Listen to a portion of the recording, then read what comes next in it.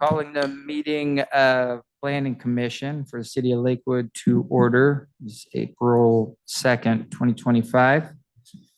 Can we do roll call, please? Yes. Mark Hare, Here. Lynn Larson, Philip Lindholm, Here. Ellen Talbo, Present. Sharon Wallace, Present. and Philip Combs. You have quorum. Thank you very much. Has everyone had a chance to read the meeting minutes from March 5th? Yep. Any edits needed to that, or are they okay to be approved?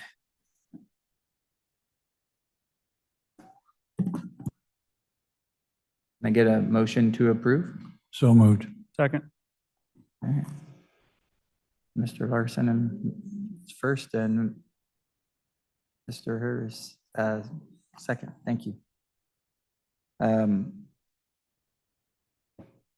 All in favor? Aye. Aye. Aye. Opposed, if any? All right, thank you.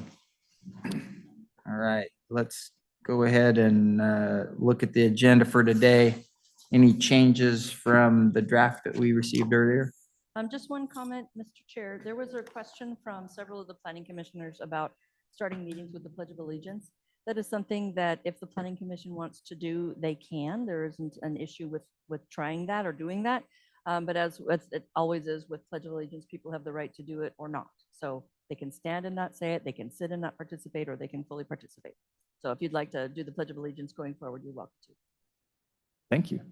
Hear it. Well, I'd say let's give it a start if we're okay with that.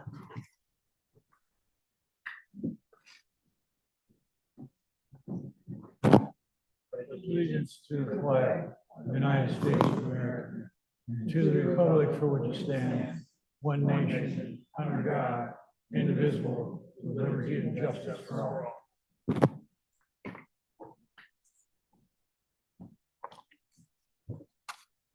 Thank you, everyone. All right. We do open up with public comment, and there's two forms that were out there. One was public comments. One was public hearing comments. And first, we will hear public comments. And again, those of you who were not here previously, we do not speak with or engage in comment. We just listen. And so we will give you the time. We ask that you state your name and stand at the microphone, tell us where you're from, address, and then you get 3 minutes. And Miss Spear up front here is really good at keeping track of that. So the only one signed up here for public comment is Christina Kloss.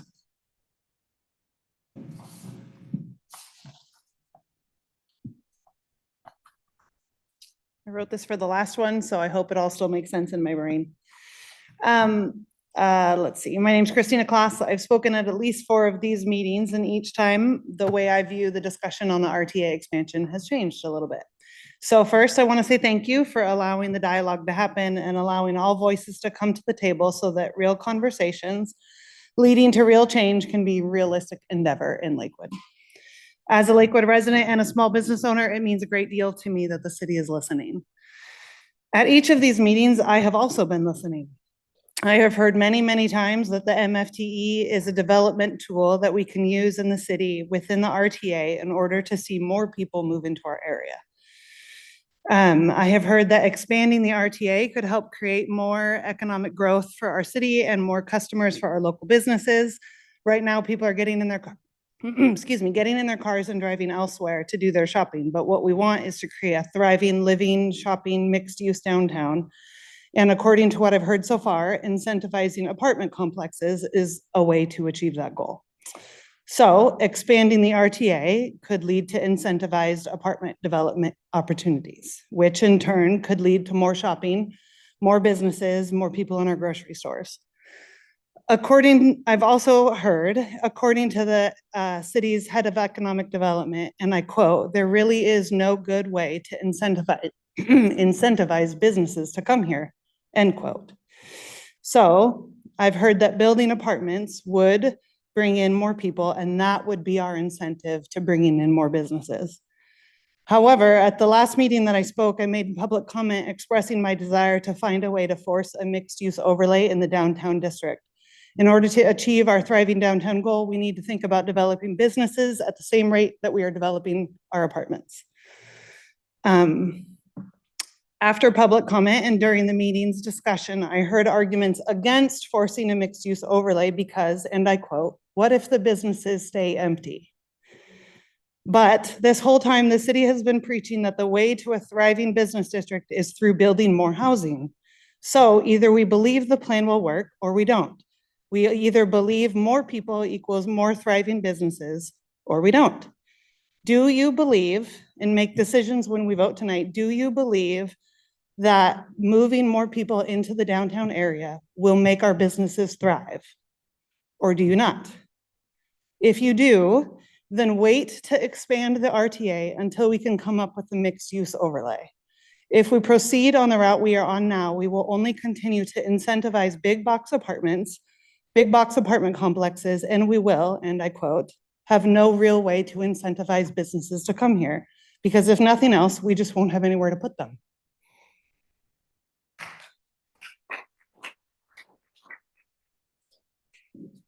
Thank you. Do we have anyone online? And I see a handout here. Are we allowed to, Yes, there's someone that yeah, would like to recognize. any one ready for public comment? Go ahead. Yeah, Hi, my name's Kim Lopez, and I'm all for building and doing more. I'm really not happy with the idea of tearing down businesses that are already making money and doing good for our community. When you come around Gravelly Lake, there's a little complex with a tea room, a gym, a quilt shop, a consignment store, a small gym.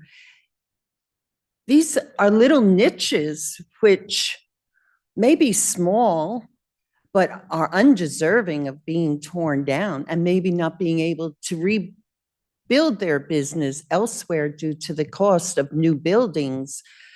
You have a quilt shop here that is the only one in the area that you can walk into and buy material. I buy my material there. I know the owner. I don't understand why you would want to take her business away. She's already making money. There's a consignment shop there that people go to, and it's been there at least 12 years that I've had my grandson. And people are using that store, and people are coming from different places to go there because it's a really good consignment store. You have a tea room there where I've met friends for tea.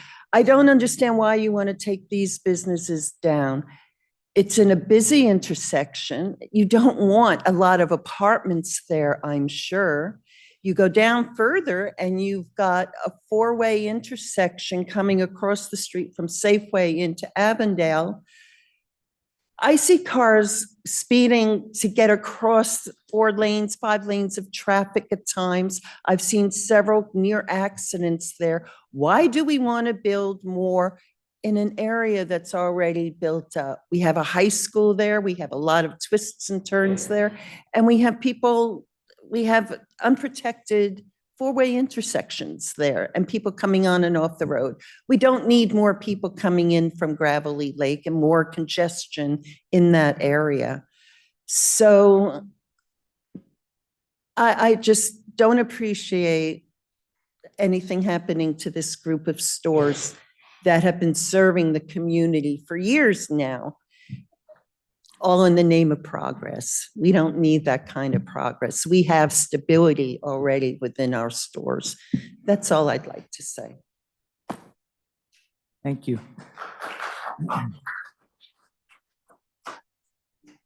All right, is there anyone on? Oh,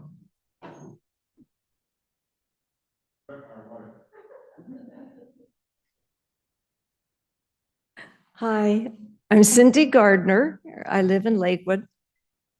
And love your plan. I think it's going to work, but I don't think it should be implemented now. I think we should wait until after the buildings, I forget what it's called, the Alliance, are built, and we see what happens to our neighborhoods, to our schools, and to the traffic. And then I think you'll have a more informed opinion on whether to recommend to the city to go forward with this plan. That's all. Thank you.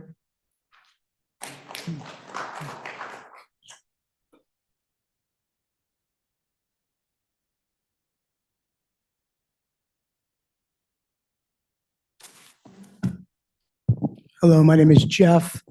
I'm here as a representative of Mr. Terry Emmert, who owns the Bridgeport Mall. Mr. Emmert about 3 years ago entered into litigation with the city and had a settlement. Since we've done that, you guys have condemned the building for a park for whatever reason and took a permit out in Terry's name and started to demo that building in the name of a park. And quite frankly, it's been unjust. I'm airing this to you guys right now because I don't know how this has happened, but Mr. Emmert was not given a fair, we ordered an appraisal on the piece of property over 2 or 3 times the value of your city's appraisal. You did not, the attorney represented there was no appraisal there. That building sat empty for quite a while, and as soon as we came up with somebody to lease it, all of a sudden we've met objection at every level of the city and at planning. Now the existing people that are leasing it have come to the city repeatedly for access and certain things that exist there and have had nothing but opposition. We're trying to do the right thing there. We have a great group of people that we've leased that building to. And I'm just, I'm putting kind of everybody on notice that we're not done at Mr. Emmert's not done. And he's going to bring litigation forward at that mall. So the fact that you guys tore that strip mall down the way that you did and the way that you have it's pretty unjust.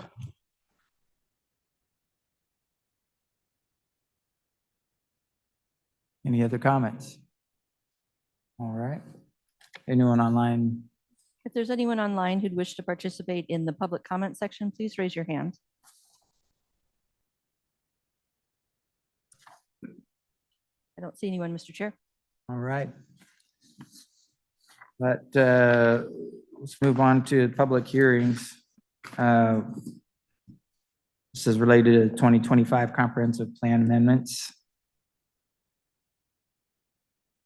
Now, Sorry, one moment. did you have anything to prepare or share with us all before that? I do.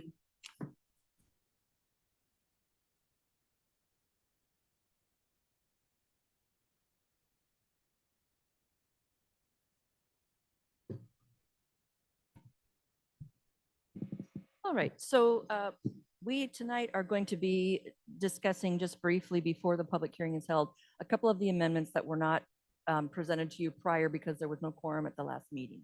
So making up for that right now, and then the public hearing will proceed as scheduled. So in 2025, we have ended up now with a total of 13 amendments, some of which were added after the initial discussion by the commission and council. What you see tonight are a couple of them that have not yet been introduced to the Planning Commission. So I'll walk through these in a little more detail and then provide a summary recommendation for all of the amendments before from the department before you take your public hearing comments. So the ones that I'll be walking through quickly relate to climate change and resiliency changes, updates to the development regulations for so-called middle housing, looking at the downtown regional urban growth center in terms of a pending redesignation discussion that will be happening at the Puget Sound Regional Council, considering changes to the accessory dwelling unit minimum, that shouldn't say minimum lot size, it's the minimum size of the structure itself, and then also a rezone of a particular parcel from open space recreation 2 to open space and recreation 1. So the First Amendment, again, is talking about climate change and resiliency. There was a state statute adopted, or changes to statute adopted 2023, and the short-term name for it is House Bill 1181.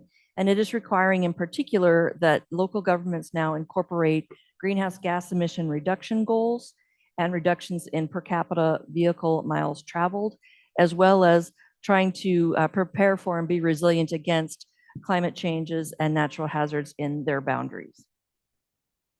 So what we did as part of the 2025 process in front of you tonight is have an analysis done of the Parks and Recreation and Open Space element of our comprehensive plan, the utilities elements, and the capital facilities element.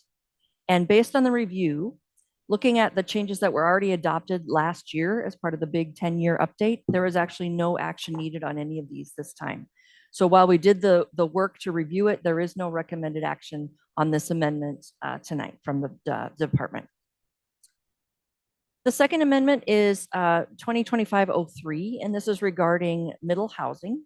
And if you'll recall, I'll give it a, oh, there it is, down on the bottom of the slide there.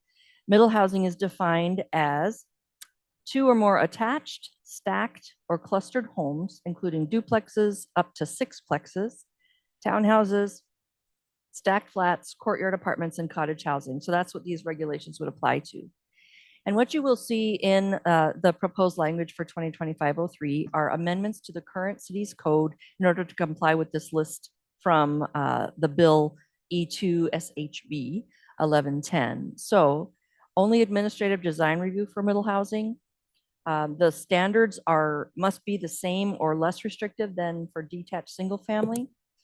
They must be subject to the same development permit and environmental review process as detached single family. There is no requirement to achieve subdivision below 1,000 square feet unless the city wanted to do so. There needs to be the allowance of 0 lot line subdivisions in the short plat process.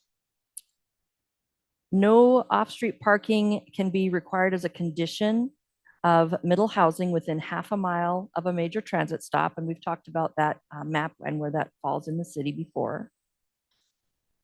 No more than 1 off-street parking space of middle housing on lots smaller than 6,000 square feet before a 0 lot line subdivision could occur. And no more than 2 off-street parking, etc., if the lot is greater than 6,000 square feet before any subdivisions or lot splits. So what you have is in the packet in front of you tonight, the language that's proposed for all of the amendments to comply with House Bill 1110. One thing to note for the city of Lakewood is that we are pursuing drafting what are being called now in parlance the empirical parking study that the Department of Commerce allows to say, given the facts on the ground in the city of Lakewood, trying to say no on-site parking or requiring, sorry, I'm going to say that backwards. By not requiring, not being allowed to require parking for a project on site, that would in turn engender on-street parking pressures. And if you look at many of the city's residential areas in particular, the streets simply aren't built for that type of on-street parking. And so there will be at some point here some empirical parking studies coming out for various parts of the city. We don't have a timeline on that yet, but we do intend to have those. And then once they get reviewed by Commerce, if that's approved, then some of these rules may change. But in the meantime, these are the rules that we have to have in place by June 30th of this year. Jumping ahead, the application number 09 is talking about the downtown regional urban growth center. It's in the same boundaries as the downtown sub area. And what we had to do here was take a look at the new requirements starting this year that the Puget Sound Regional Council is doing to review and recertify regional growth centers. And so you'll see on the left-hand side of this slide, the considerations and then the next steps. They're going to be working on this starting in March and moving through into next year. But they are looking at the growth and mobility and quote urban form in the growth centers. They're looking at density requirements. They're looking at housing and displacement risks within those centers. Population growth would happen more so in the manufacturing and industrial centers, which is not what this is. And then also just comparing the planning for our downtown as whether that is consistent with what the Puget Sound Regional Council says should be what is done in a regional growth center. So we took a look at all of those requirements and the checklist that was provided to verify whether our regional urban growth center was quote up to snuff. And based on the review, the only thing that's being proposed is to make one tweak to the boundary of the sub-area. If you'll recall, last year there was a change to the southern boundary of the downtown because there were some parcels that had been rezoned to central business district. That is a process the city's going to pursue specifically with PSRC. It's not something that the Planning Commission or City Council is involved in to change the boundary of the Regional Growth Center. So as a result, this is another one where no amendments or action is recommended as part of the package that you're going to be hearing about in the public hearing tonight. 2025-11 is one of the newer ones that was actually added to the list of amendments this January or February by the City Council.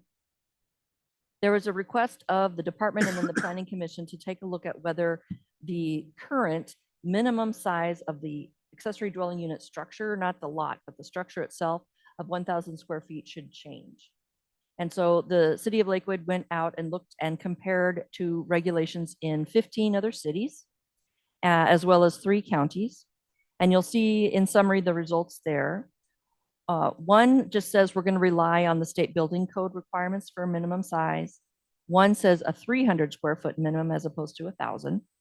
And then Lakewood and one other out of the 15 had the 1,000 square foot size. Out of the 3 counties we looked at, only one had one at all, and it was at 300 square feet. Yeah, Ms. Spear, can you talk to the 15 cities that you used as a sample? Can you kind Why, of talk yeah, to why, that? why were they selected? What, like, who were they and why were those ones selected? Are they geographical? Are they similar in size? Just want to try and get some clarity on, you know, we're comparing apples to apples. It's helpful to know. Moment, and I'll be able to give you more detail. If you look at page 14 of 177 of the packet, and I'll get it in just a second here.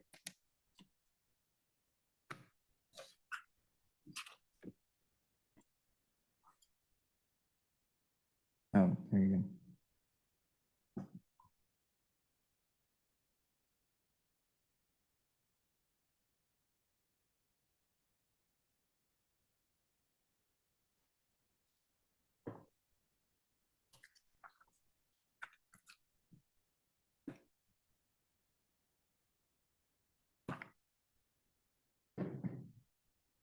So this is the table in the packet at page 14, as I mentioned. These are the jurisdictions that were reviewed. First, Pierce, Thurston, and King counties, and then the cities of Bellingham, Bonnie Lake, Bremerton, East Wenatchee, Everett, Federal Way, Fife, Lacey, Puyallup, Renton, Spokane, Tacoma, Tukwila, and University Place. And these were selected to try to get a cross-section of the state, east to west, north to south. Also looking at jurisdictions that were not necessarily the biggest or the smallest, but kind of in the middle in terms of population as well as geographic size. And so these also, there were some that were completely silent, so I didn't include them in the table, some of the cities' regulations. So if there's any other questions, otherwise that's the answer of who was looked for. Yeah, that's, A question, will we have access to the Puget Sound Regional Council list of criteria that they're going to be reviewing against? Yes, and that is jumping back to 2009. If you look at page 11 of that same document, it's there. Okay. Thanks, I hadn't seen it.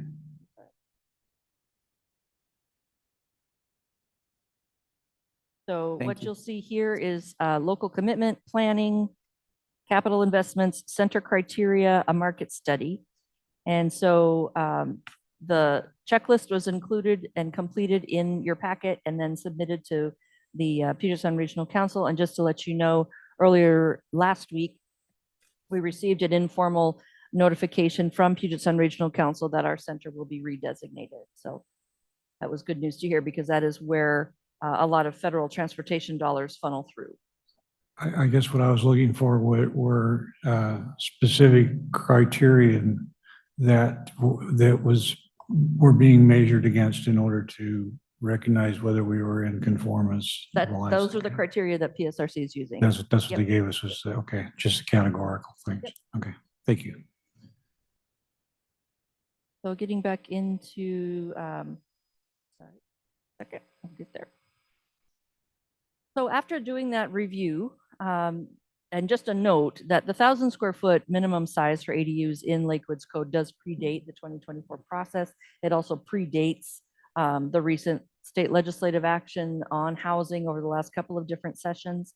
And so taking a look at where things have gone in other jurisdictions, the recommendation tonight to you is to go the route of removing a minimum square footage for accessory dwelling units, but require that they do comply with what is required for a quote dwelling under either the International Building Code or the International Residential Code, whichever would apply. So this would open up obviously more opportunity for smaller units than 1,000 square feet. And it also allows for a little more originality if someone is thinking about doing something creative on the property. The final one to go through before the hearing is 2025-13, and this is one that was very recently added to the list. And I apologize if these.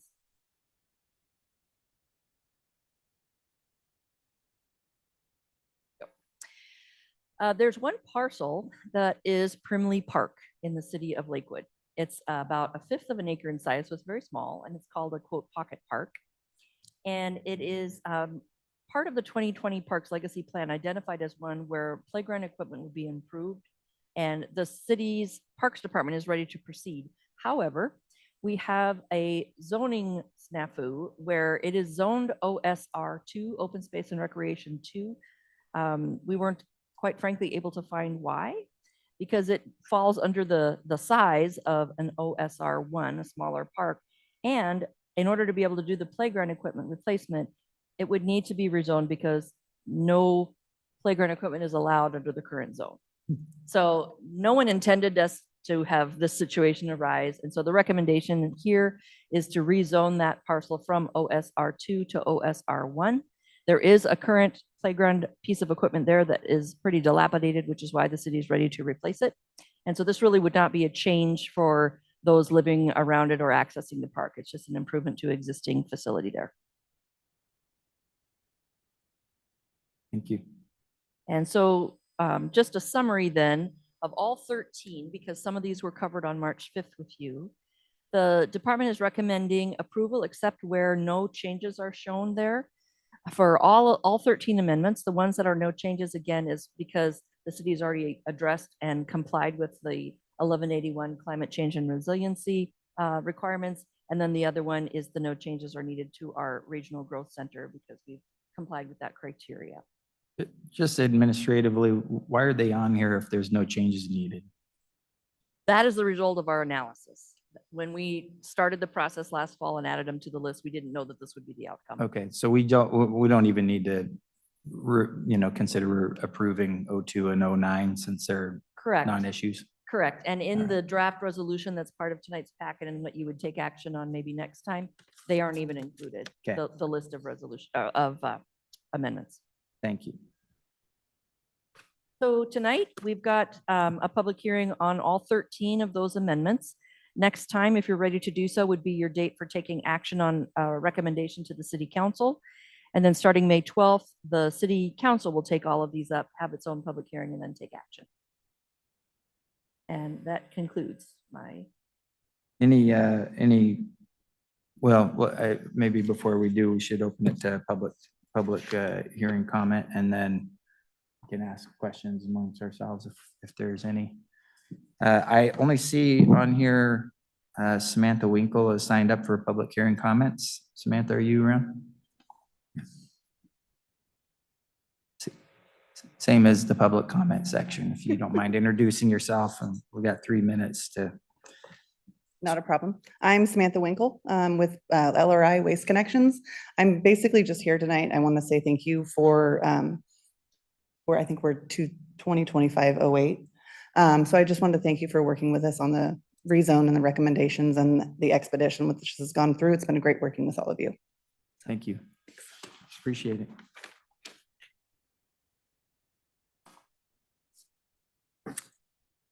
All right. Would you like me to check the online folks? Yeah, if you wouldn't mind. If there's anyone online wishing to testify as part of the public hearing on the 2025 Comprehensive Plan Amendment docket, please raise your hand.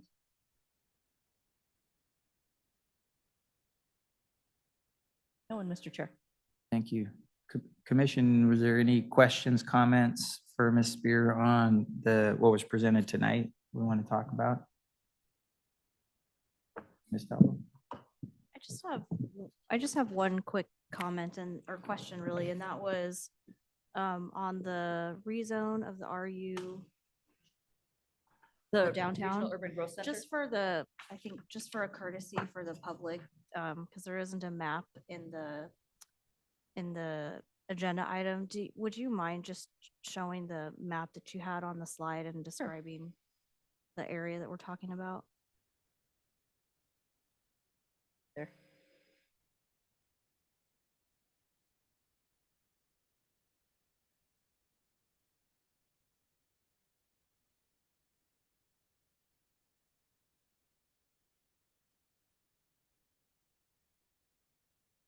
Start over again, so give me one.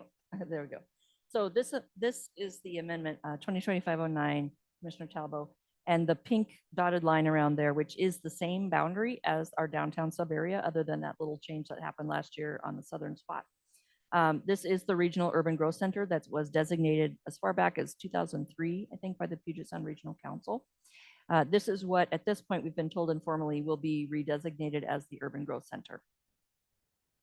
Where is the change then?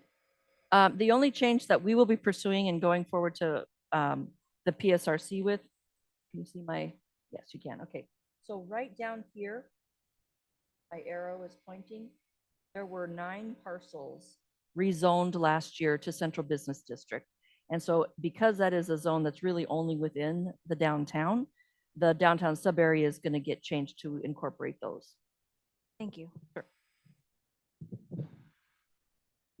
Go ahead. Yeah, one thing I think would be helpful for the commission just to keep in mind as we consider minimum ADU square footages. I didn't see this option in any of the cities that we surveyed here, but up to 400 square feet, you can have a park model. So a mobile unit that comes onto a lot that's considered a dwelling of some kind. And there's legislation at the state now that's talking about allowing multiple RVs on a lot, and a park model is technically an RV. So my personal view on minimum square footage is I want to keep separate somebody finishing a garage that's, on a fixed foundation on their lot versus somebody rolling in a couple park models.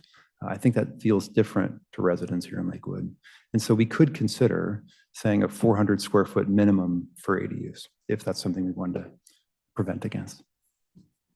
Mr. Chair, if you're done taking public testimony, can you close the public comment? Let's go ahead and close public comment. Thank you.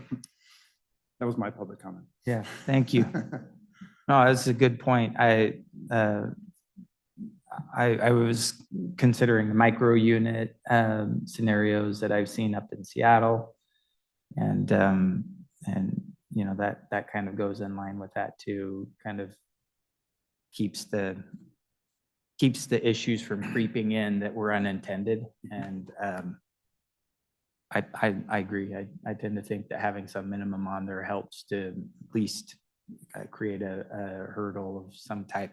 I understand the idea behind the minimum to allow people to get creative, and I do like that, letting people do it, but I also agree. I think to have some interpretation or some very micro unit type of scenarios that may not be warranted in certain locations. And did I understand, Mr. Lindholm, correctly that you were referring to the state bills about RV units being allowed to be a living unit on a single family lot. Correct. And I don't think that's the last time we're going to see that type of legislation. Yeah, So I'd it- like to see Lakewood be forward thinking on that. Okay, that bill did die this session, but you're right, it may come back in the Yep. future. Yeah. And I would agree, 400 seems like a good spot. All right, well, I know we're not making a motion on that today, but I think for next week, or next meeting, we should keep that in mind. I did have a question related to this.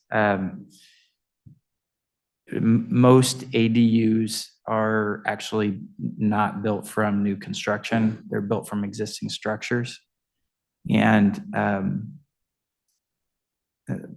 the challenge with most existing structures is that they're already in a place that doesn't meet the minimum requirements for anything. So you'd have to tear down whatever the structure is and build new in order to comply with code.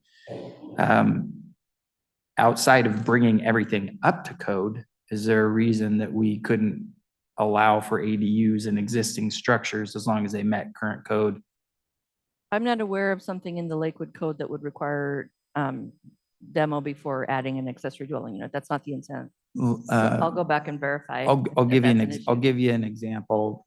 My neighbor has a garage and it's it's closer than the setback requirements.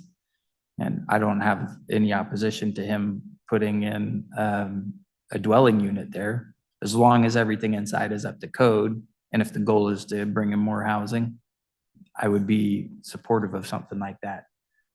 And I bring it up because you're more likely to get success with an ADU program through that than you are through new construction, which is very cost prohibitive right now. So I guess I put that out to the whole commission to get your thoughts too. I don't want to speak for everyone else on that. Yeah, if I may, I mean, my thought on a solution for something like that is not to let someone build when they don't meet setbacks. That's a challenge. But I think if you were permissible of that, you could allow an easement, right? That would effectively allow the same thing, but not allow the entire city of Lakewood to disregard setbacks.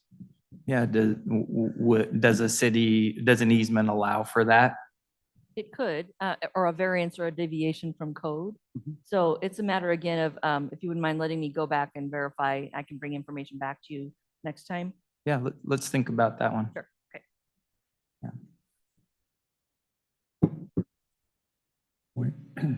Oh, Lynn.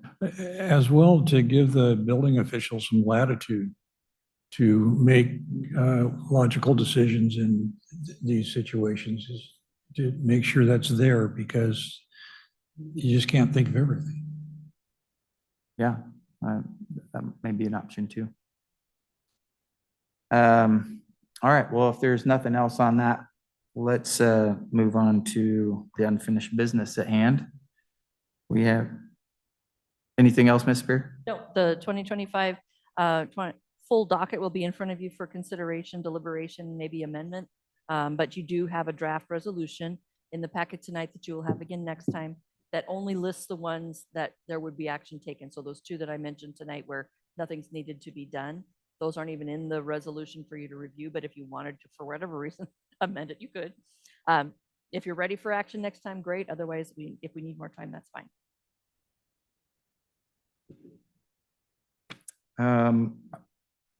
I guess if anyone wants to vote on it tonight, we can. I would say let's wait for answers on. I would request that you would wait till next time. Yeah. Yeah. Is that all right, guys? All right, thanks. All right, for action and discussion, we've got the multifamily tax exemption program updates and residential target area map updates. Ms. Newton. Thank you, Mr. Welcome. Chair. Thank you very much. Good evening, commissioners. And as you mentioned, we're talking again about the MFTE. First of all, I just wanted to say on behalf of the staff, I'd like to thank you for your careful review of the MFTE and proposed code amendments, as well as the potential for residential target area expansion. We appreciate the insightful questions and comments and review and consideration of all the public comment and discussions. So as I mentioned, this is a very important program for the city and helping to move forward in our growth targets. So a quick overview, we have two code amendments for your consideration. The first one is the application clarification of the code to improve the process. And the second one is to consider allowing the 12-year property tax extension for any MFTE project within the CBD that is outside the tax increment area. And then also, City Council asked you to review the 4 areas that you've looked at in detail. The CBD district and Springbrook for potential expansion, as well as Oak Brook and Tillicum for new potential residential target areas. Just as a review, all property owners were notified of the public hearing, which occurred on February 19th. And then all those within 300 feet of all the proposed areas. And that mailing went out on February 6th.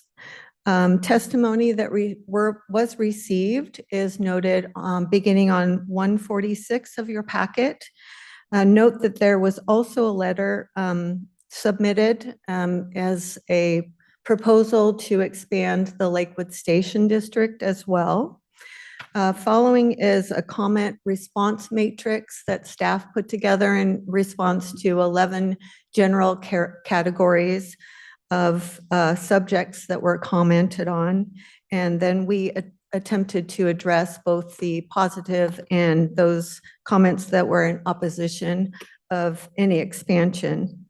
So we've also included a depiction of what the property tax looks like for an actual project in Lakewood, both pre-exemption, during the exemption, as well as what happens after the exemption. For the residential target areas, city staff had recommended expansion of the CBD area as illustrated on page 170 of your packet. This is due to the alignment with the comprehensive plan and the growth targets. It also allows for the increased housing density requirements, higher design standards in the sub-area, environmental and traffic mitigation in place in that area, existing infrastructure capacity, as well as neighborhood protections. In your packet, we also added a brief recap of your discussion on the March 5th Planning Commission. And there is a tax increment finance map included, so you can get an idea of what that area is. And then, of course, the 4 maps that were being considered. And your next steps will be to review the testimony and responses and discuss among yourselves how you would like to put your recommendation forward to the City Council. And that will be by resolution. There's a draft resolution included in your packet that Ms. Spear had put together. And then with that, I'll ask Ms. Spear if you had anything to add, and we're happy to answer any questions. I don't have anything to add. Thank you. The maps that Ms. Newton referred to are at the very end of your packet, as is the draft resolution 2025-01. So if you are ready to do so, this is the resolution that you would start from, either to use as is or to amend before you were to forward it to council. If you want to talk tonight and decide later, again, that is within your right to do so. If you're ready to do it tonight, you can do that as well. Thank you very much. Mr. Larson? A question about the RTA area south of, this always happens, south of Gravelly Lake Drive between Nyanza and 112th Street. I'm supportive of the RTA being expanded in that area, but I caution that if the existing buildings were to be removed for any reason, fire, earthquake, anything that would require them to be destroyed, that going up to the new RTA densities could make for buildings that were incompatible with the surrounding and adjacent single-family residential neighborhood and Clover Creek district there. I point out that I live in that subdivision. So I would ask that the RTA expansion be stated in such a manner that the density that's currently allowed, that's currently extant on the south side of Gravely Lake Drive, not be allowed to increase in such case as a change in building structures is there. But it's really important to be able to seize and accomplish the tax advantages that the RTA provides. And I think that's really good news for the people that own the properties there if they want to use it. But I want to be careful that it doesn't adversely impact the neighboring subdivision.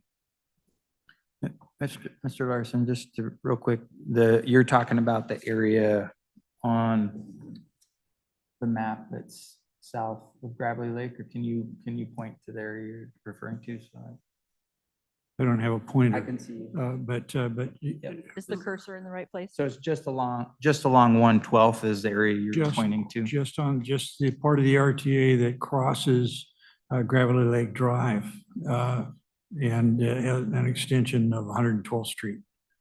I guess I would just, the RTA, this is already zoned for multifamily there. Correct. So what you're talking about is just not having tax exempt, I mean, because you'd have to rezone it to not have that zoning.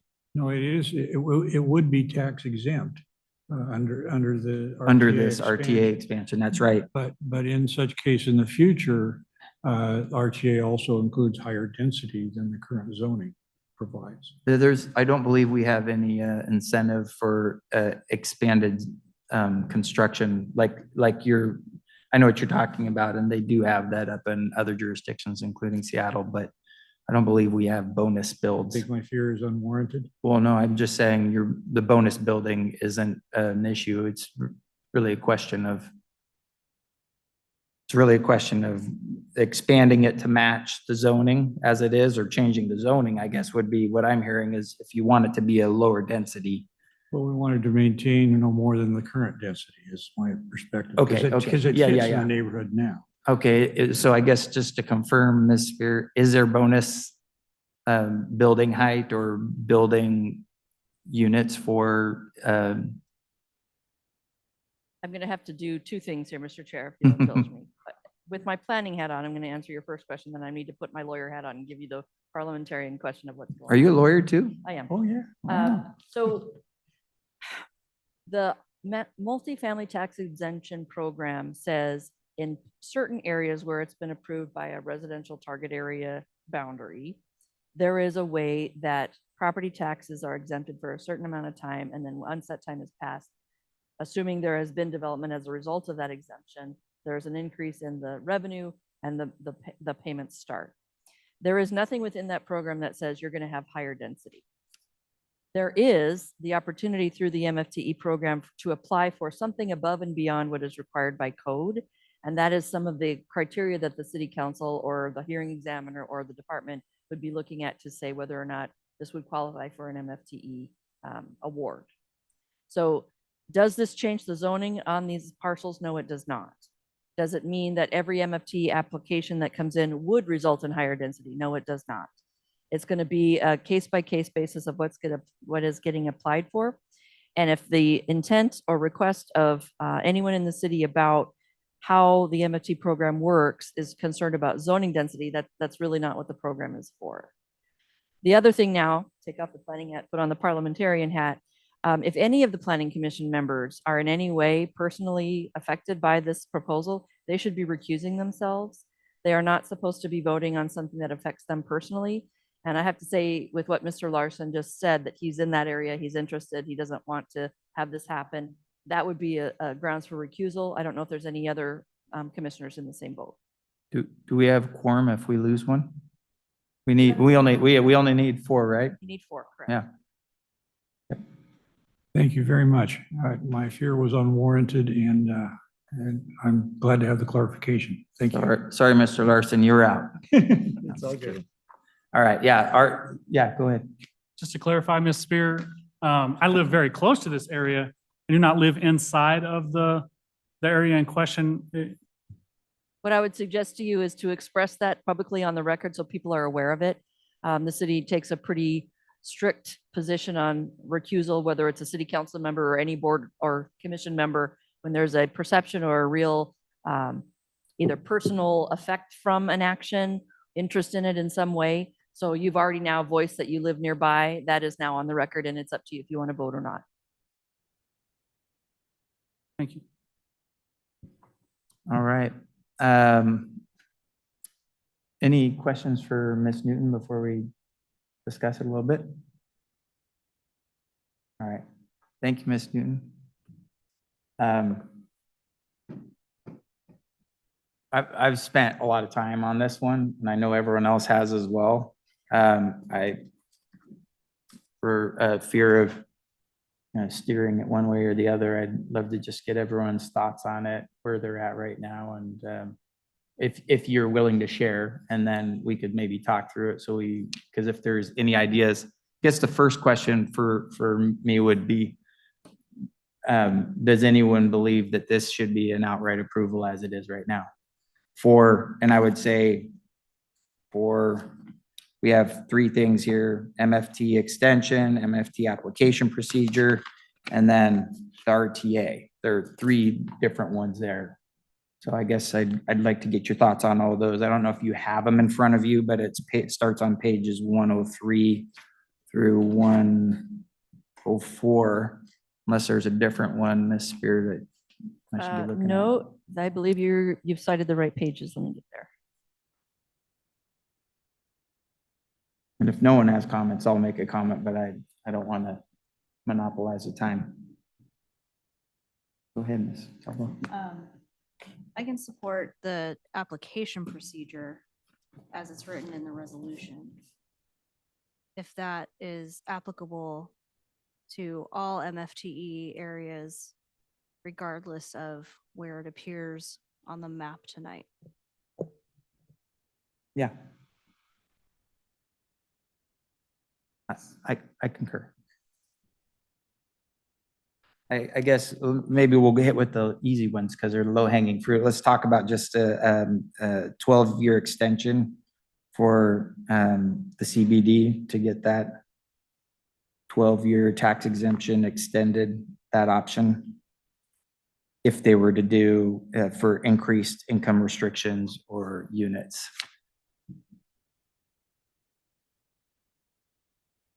Lynn's in favor.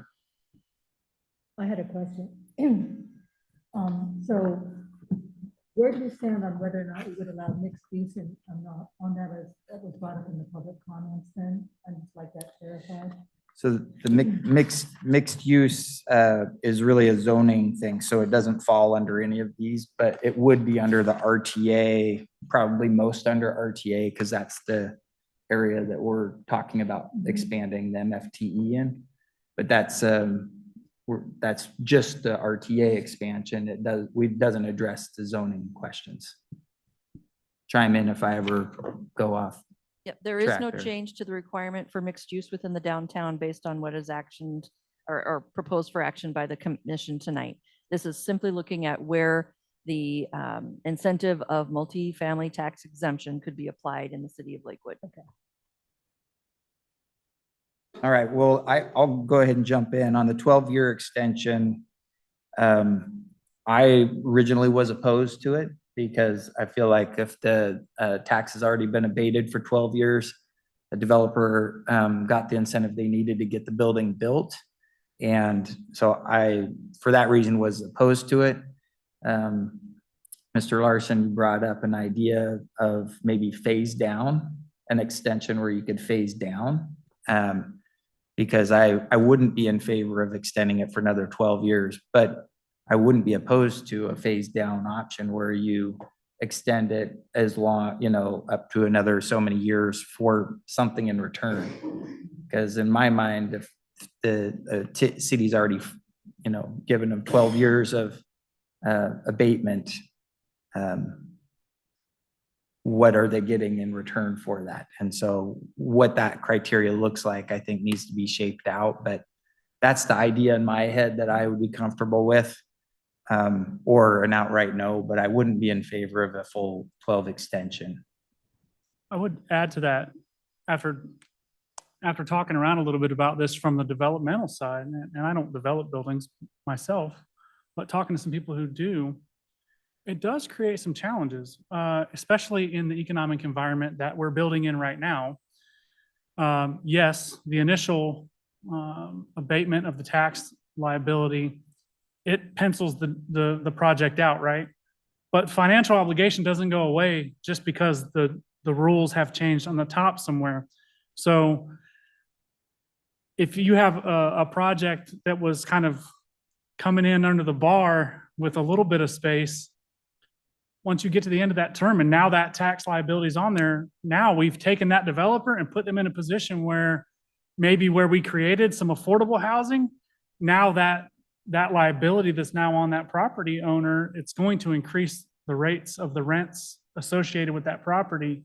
And that would potentially negatively impact all of the tenants in that facility. And it might price them out of an affordable situation. So for that, I think I'm very much in favor of, if they're still in compliance and we've met all the benchmarks for success there, for continuing to offer that exemption. I guess I would just offer one perspective from the developers, which, I hear from the developers, this would essentially be a 24-year abatement, which would be a very hard payback for a city to get the return. And that's not to say that I don't agree. That's why I think having some kind of bridge down, but 24 years is a really long tax abate for MFTE. I haven't seen anything like that. I agree, but also, how many projects are even eligible for this? It's not that many. Well, right now, we don't have many because we don't have much development going on, but the cities who have been successfully executing this have dozens and dozens and dozens to sift through, which is a problem I would like to have from the standpoint of, let's have a place for people to move and live here when they want to come, because right now they don't have a lot of options. Yeah, if I may, I think it's important to remember too, we can often approach this from a residential perspective where we're thinking, gosh, 30-year mortgage, that's what we're used to, or 15-year mortgage. These commercial developers are usually working with a 5, 7, or 10-year product for their loans. So they're dispoing this project maybe 1, 2, maybe even 3 times over the course of that 12 years. So whatever one decides, just know that they are, the whole time, they are planning ahead and they are repositioning this thing to pencil in whatever way they originally planned. So, yeah. I think I agree with you too as well. I think that in fairness to the city, we ought to start to collect something. But I think a phased way might be better. I mean, most of us can tolerate a little bit of it. If you have to raise a little bit, I think that might be easier for. I'm sorry, your mic's. Oh. Oh, it just went off. It's not. Yeah. I'm sorry. There we go. There we go. Oh, you got it. Sorry about that, guys and gals. I think that people who plan these things pencil them out very well, and that if we had a phased reduction in that, I think that would still make it where the cost of living goes up, that would help the tenants that are there. And I think getting something back for the city is important so that our citizens get a return on their investment as well. So I think I would support a phased reduction over a subsequent 12 years. I don't think you need to eliminate it, but I think a phased one would be fair to the taxpayers. Is that an option? Yeah, I mean, because it's not a deal right now, extension isn't an option today. This would allow for an extension. So we can, it can be written however we want for this idea, as far as I understand. But I think one point you brought up, Mr. Larson, before was, this is hard for a developer, to have this program go away economically, which is a fair point. And then to your point, it's hard for residents, potential displacement. So there is that kind of fine line on how to do this in a way that balances it out. That's why I think that phased might work. But I don't know I don't know what to ask for in return. I don't know what that looks like. Is it this exact same thing, or is it more affordable units? Like if you increase your percentage of affordable units that, so I guess, for lack of not having something right now, it's 20% of the units need to be affordable to qualify at 30%. And so maybe we say, if you up it to 25, you can extend it and get a phase down maybe over a 6-year period where it's 100%, 80%, or, something like that. All those criteria, they're all coming from state legislation, right? Where the city didn't pick that, right? No, the city gets to choose their Where percentage. they fall in. Yeah, so the 20% and the 80 and the 70% were ones we picked, but those are also based off of economics. A lot of cities, Sumner, for example, has 80% instead of 70% of AMI. So, And if I could, Mr. Chair, just to add on to that a little bit, there is the ability for Lakewood to say, if we were to do any type of extension beyond what is in the program now, you could change the percentage of affordability, you could change the length of time, you could change other criteria within that. So if this is something you would want to explore, there's 2 things you could do tonight. One is put a finding of fact in the resolution saying, do this exploration, and city council, you decide where you would like to go with this. If you wanted to hold on to this longer, then it would be us coming back to you next time with some information about that before you made your recommendation. So those 2. yeah, I don't know what everyone else thought. I guess, any reaction to that? Before I So, well, first, I do generally agree with you, Mr. Holmes, that, and even to your sentiment expressed at previous meetings, that I do think that the initial MFT extension, or the initial MFT period, is well intended for getting projects built. But over time, I do agree that a 24-year extension definitely has impacts on returns to the city. So for that reason, I wouldn't be supportive of how it is written tonight. I do agree. I do like the idea of a phased approach, whatever that is. I think my question is, if we wanted to move to that direction, I guess procedurally, what is the best way to would we amend the resolution and include a finding of fact to? That's what I would suggest if you want to do it that way, where you would say, here's resolution 2025-01 as it sits in your packet. You have the ability to pass a motion amending it in any way you wish.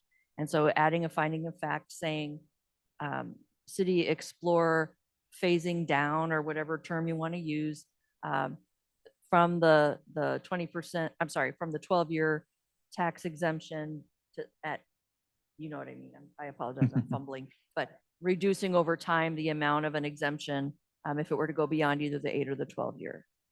And then Thank that would be something that we would take forward to city council. They would talk about, they would have a public hearing about and take action.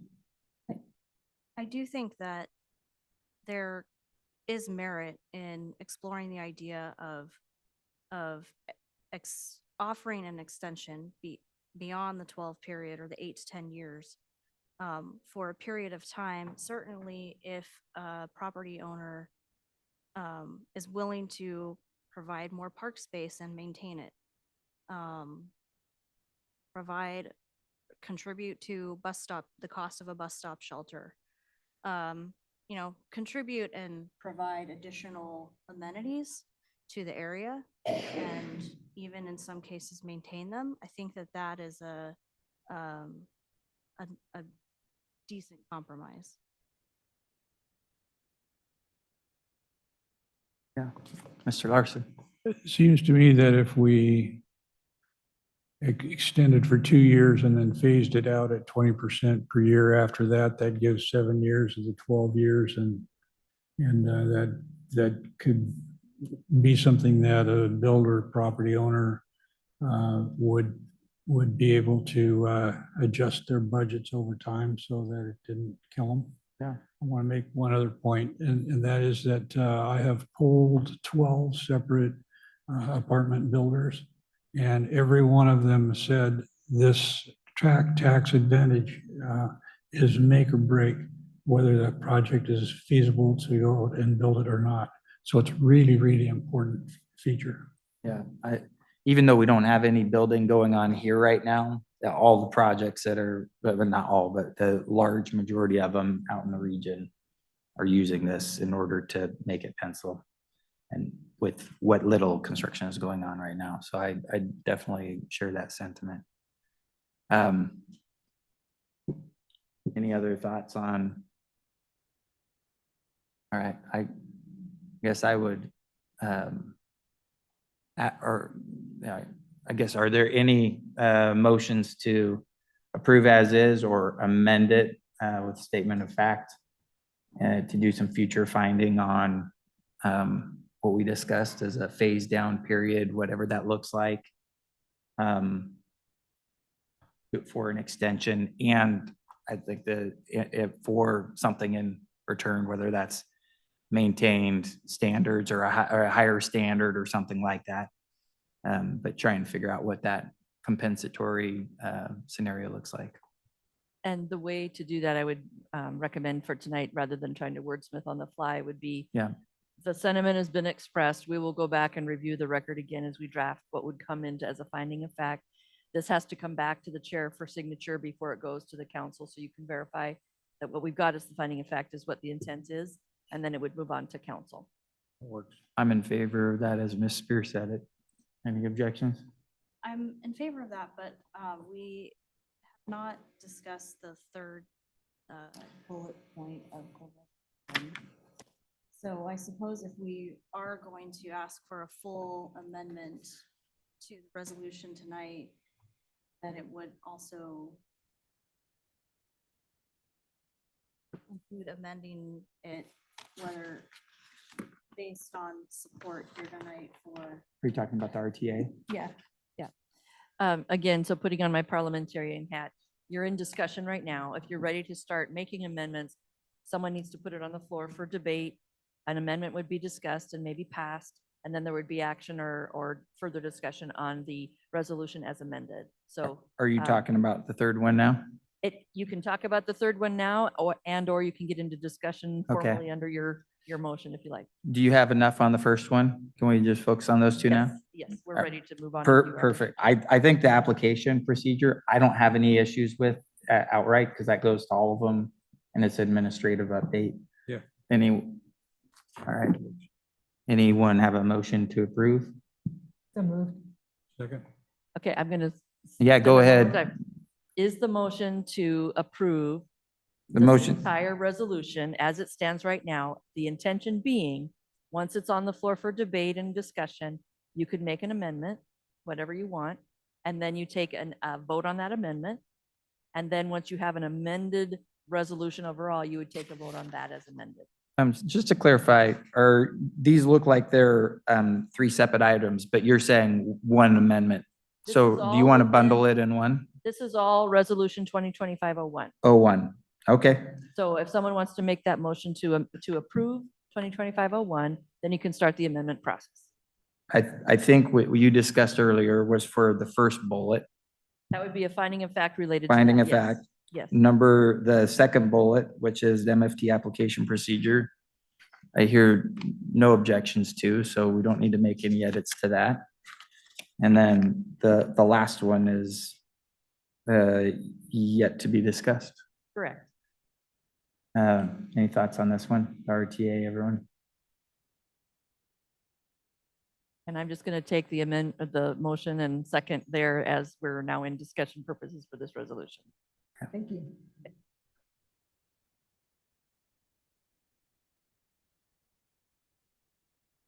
So Everybody's looking. So initially, I was not really in favor of this proposal when it came to us initially, many months ago, for the reason that I felt like, for the reason that, number one, in my experience with MFTEs, I have seen them, I've lived in cities of that have experienced decades of long blight, for example, Buffalo, New York. And NFTEs are a tool that are well used in Buffalo because much of the city is very blighted. And so when that is the condition, then certainly the incentive is is is a potent incentive. I don't think that this area of Lakewood looks or feels blighted. And initially, when the proposal came to us, my thought was that, look, MFTE is already a tool and an option north of or I guess along Gravelly Lake in areas that are in need of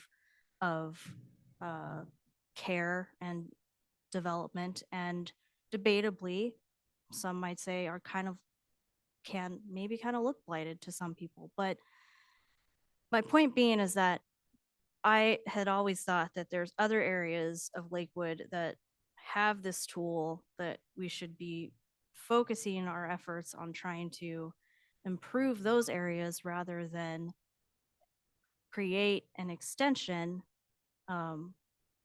extend the boundary for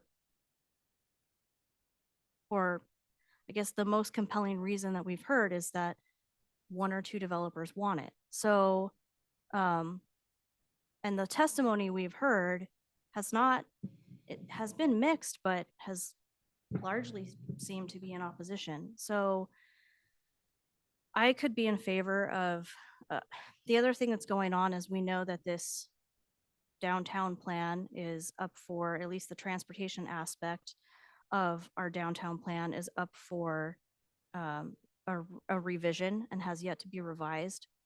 And so perhaps in that process, there is opportunity to do additional outreach, especially considering that right now the city doesn't even have a proper traffic impact fee ordinance to handle the impacts of additional residential units or even commercial development along the proposed strip of the RTA. So in my opinion, on that basis, I think it's also premature to extend the RTA boundary. And so I could support two things. I could support postponing the expansion until that downtown transportation plan, and capture some additional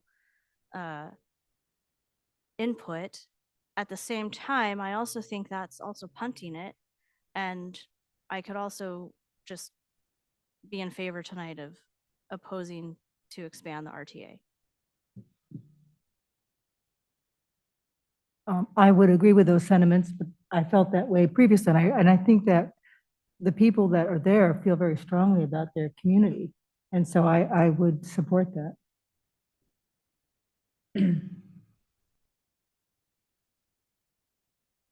So, Mr. Chair, as stated obviously earlier, I live close to this area, so I will recuse myself from any vote on this particular topic.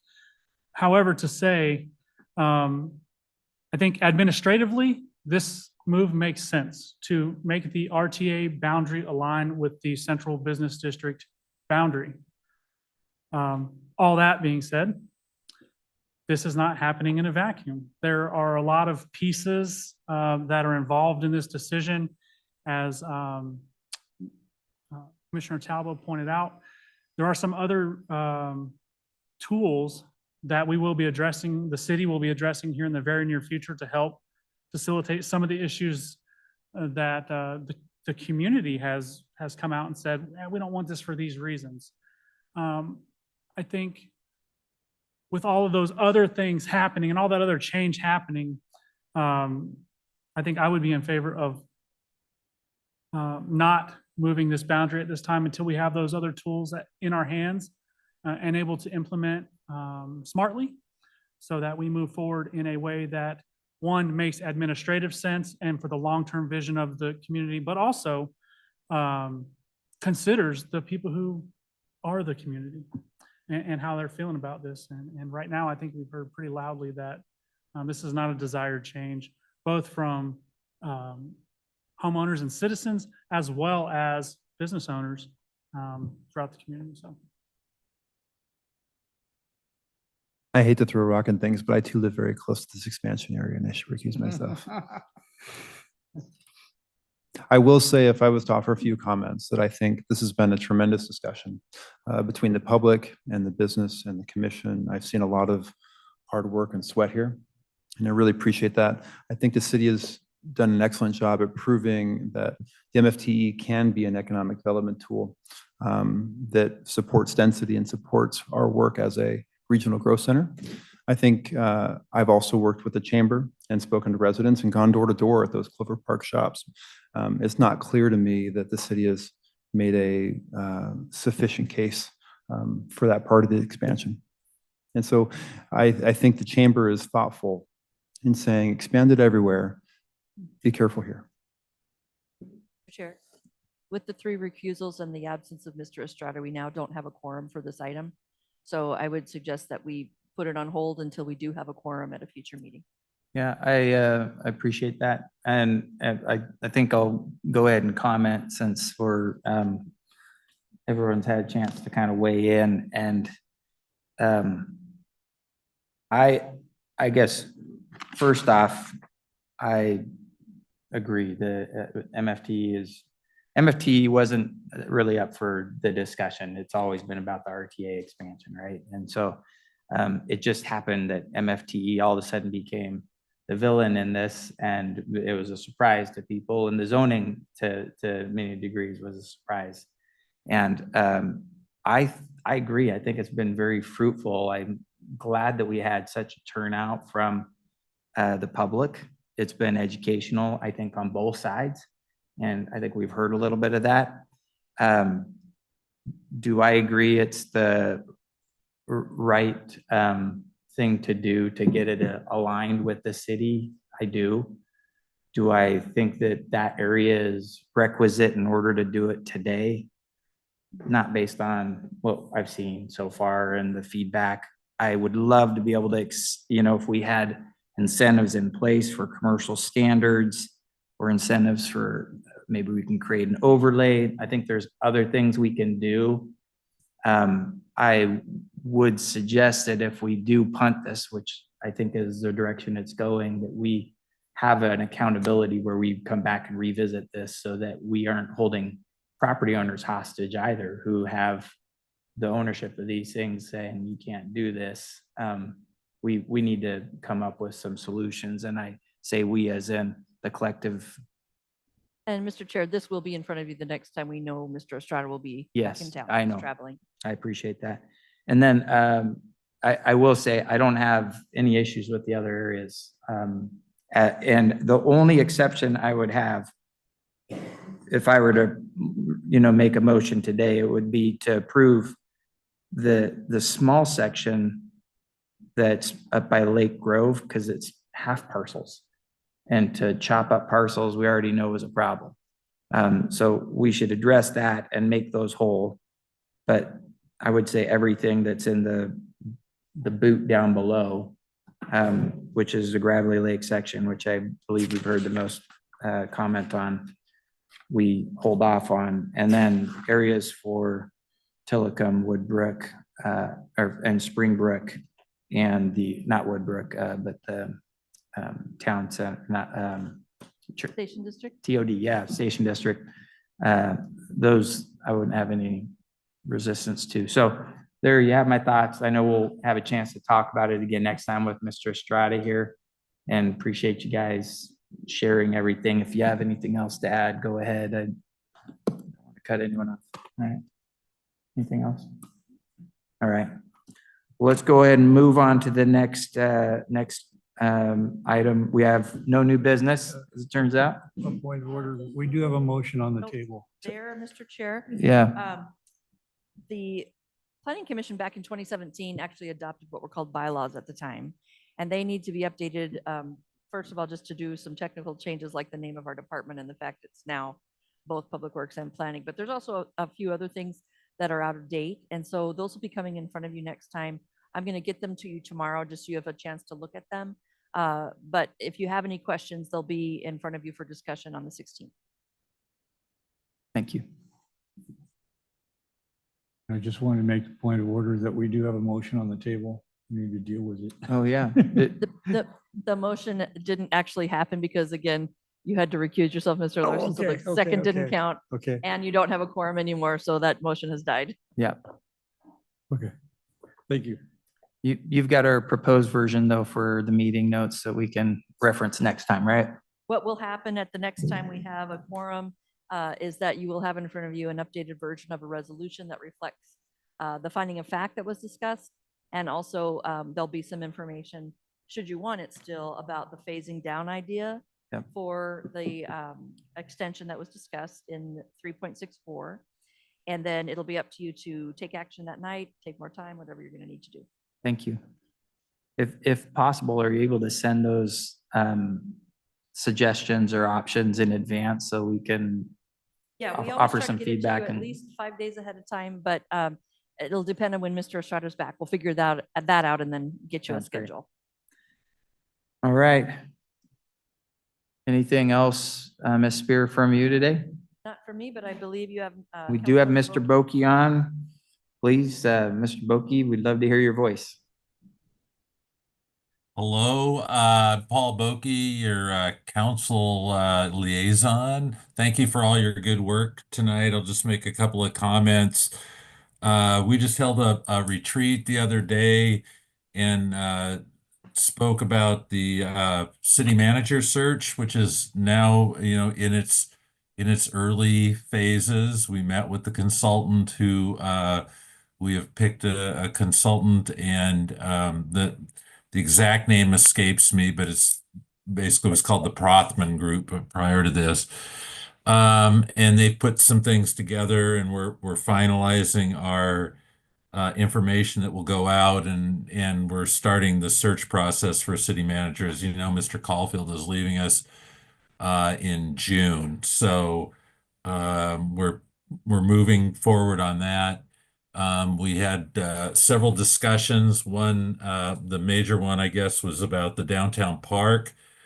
And I will segue into the comments that one of the speakers made tonight. We own the parcel. I can guarantee you that. If you look on the Pierce County website, we paid $1.4 million for it. We condemned the property. We went into court.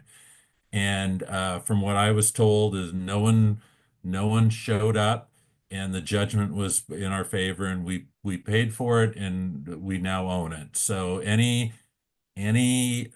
things, any intimations that we don't own that property are just not true. And you can check the assessor treasurer's website. So I just want to put that to rest. But after that, that's all I've got. Thank you very much. We wish you all the luck in the hiring process. Thank you. One point of clarification, there's approval of meeting notes for March 5th. I think those are in March 19th though, right? No, it was March 5th because March 19th, there was no quorum. So Oh, no- that's no right. business was That's held. right. Okay. And then our next meeting, we're still on for the 16th? Correct, yes. Okay. Yeah, well, if there's nothing else, let's go ahead and, I just wanted to make one announcement, and this is my plug for Earth Month because April is Earth Month. And also my plug for Lake Wohop. The Pierce County Conservation District is hosting a work party at Lake Wohop on April 12th, this Saturday, it's coming Saturday? Next Saturday. A week. Thank you. Next Saturday, April 12th, from 9 to 12. Bring a pair of gloves if you would like to come help learn about Lake Wohop, clean some weeds, help maintain the beautiful space that keeps us Lakewood. So hope to see you there, rain or shine. So bring a raincoat too. Thank you. Thank you, Ms. Talbot.